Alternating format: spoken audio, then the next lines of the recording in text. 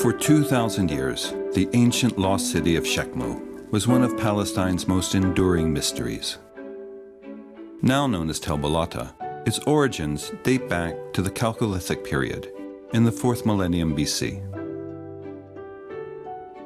During the Middle and Late Bronze Age, it stood at the center of the world's trade routes, exporting livestock and grain to the Egyptian Empire, and trading with neighboring Canaanite city-states. They excelled in agriculture and trade and helped develop the world's first alphabets. Later, the city became home to the ancient Samaritans and was mentioned in both Egyptian texts and religious sources as being located between the mountains of Gerizim and Ebal. But after its decline, all traces of Shekmu disappeared. Unknown to the world, it lay buried underneath a dirt hill for nearly 2,000 years. Until the early 20th century, when archaeologists partnered with the villagers of Balata to help unearth one of Palestine's great lost cities.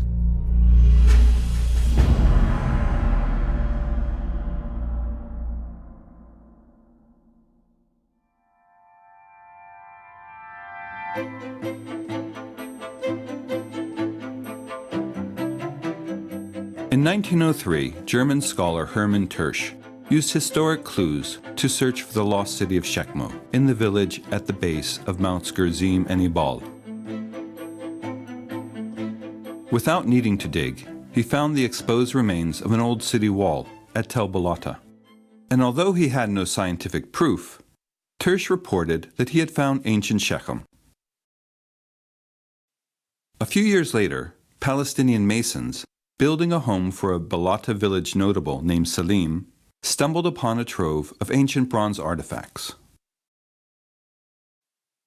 The finds included this 18th century Egyptian cattle branding stamp, used to mark livestock bound for Egypt, and this beautifully decorated curved sword, probably made in the city-state of Byblos. Unknown to the masons, the trove gave essential clues to the existence of a commercial city.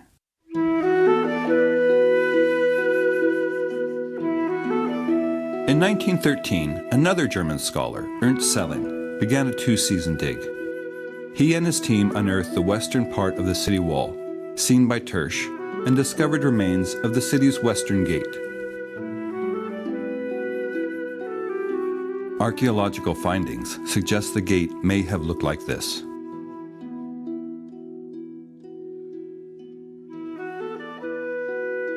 In 1926, Selin returned with a Dutch Near East specialist, Frans Bol, and for 8 years worked with a team of hundreds of Palestinians, digging trench after trench through the mound.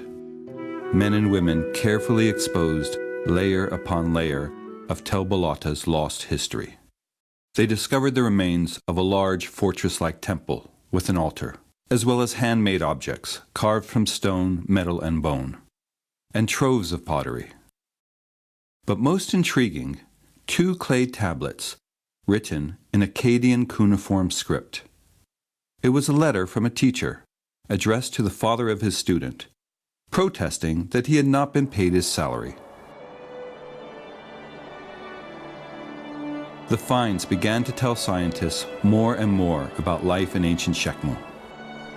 They had traded with Egypt, educated their children, and gathered to worship ancient deities before a massive stone altar. The German-Dutch team also found this text, one of the first of its kind in the world. It marks the transition from earlier cuneiform or wedge-shaped texts and the use of a modern alphabet.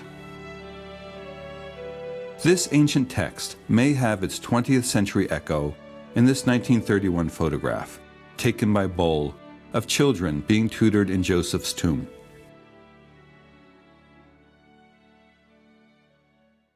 Archaeological research was interrupted temporarily during the political upheaval of the Nakba in 1948 and the displacement of Palestinians who found refuge in nearby Balata camp. Work began again in 1956 when G. Ernest Wright began a 2-decade-long American expedition. They continued unearthing the Eastern Gate, as tentatively reconstructed by archaeological experts.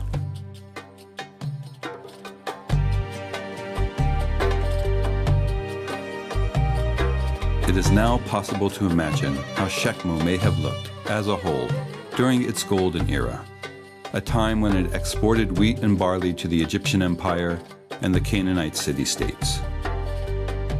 The large Eastern Gate points to strong fortifications.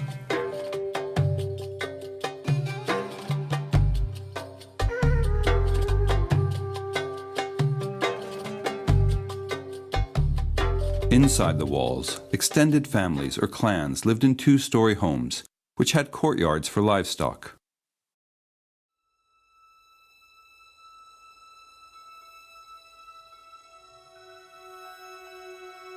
The central location of the temple, with its great stone altar for animal sacrifices, suggests the importance of religion to the people of the city.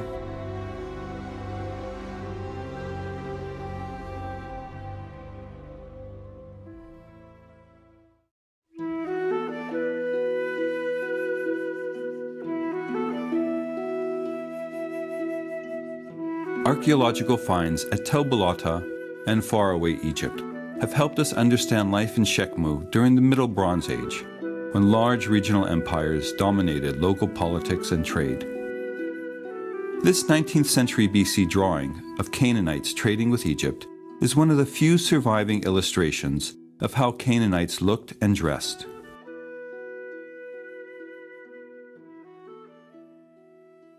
This figurine is an execration text found in Egypt. It places a curse on Shekmu. The dolls were smashed to activate the curse. In the Middle Bronze Age, Shekmu, like other Canaanite city-states, had an extensive cultural and commercial tie with Egypt, as evidenced in the material culture found throughout Canaan. Following the Battle of Megiddo in 1468 BC, Egypt dominated Canaan militarily and politically, while vying with the Hittites for regional power. The 8-meter-tall city wall we see today was built to showcase the power of the king and to protect Shekmu from attacks by foreign and local enemies.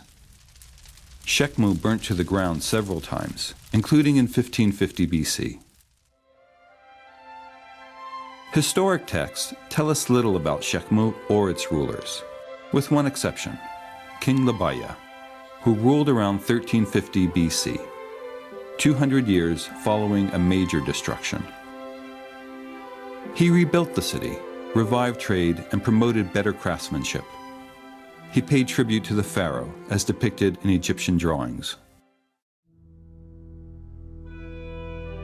But Pharaoh Akhenaten's vassals reported that King Libiah was planning a rebellion against the Egyptian overlords. Libiah rejected the charges and pledged his allegiance. But he was arrested by the pharaoh's agents and killed near Jenin.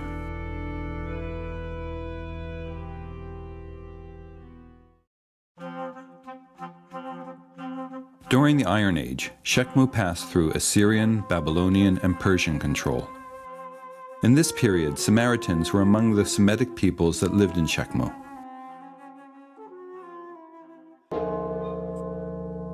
The remains of Samaritan stone houses were uncovered by the American expedition.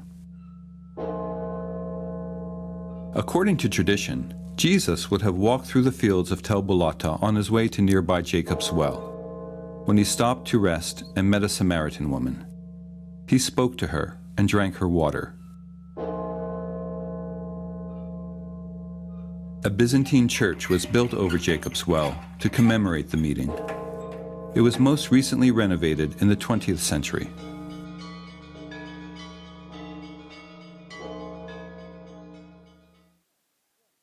By 72 AD, the Romans founded a new city in the hills to the west. They called it Flavia Neapolis, and it is today's Nablus. Roman ruins have been discovered under buildings throughout Nablus, along with a well-preserved Roman cemetery, where notables of the empire were laid to rest.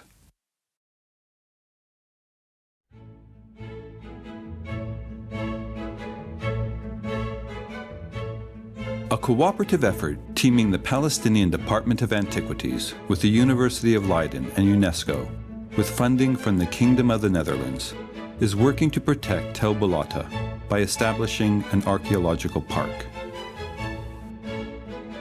The old town of Nablus and its environment, including the archaeological park of Tel Balata, have been included in the inventory of those properties which Palestine intends to consider for nomination to the UNESCO World Heritage List of sites of potential outstanding universal value.